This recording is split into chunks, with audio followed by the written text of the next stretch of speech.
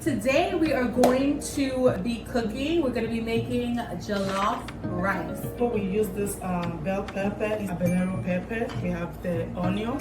You need your rice. You need your vegetable oil. You need your spices. Garlic. This is Maggi, the salt, and the onion. Then you need bay leaf.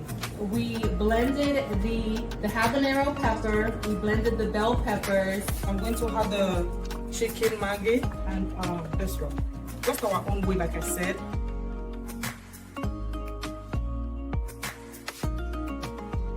Ooh, that looks nice.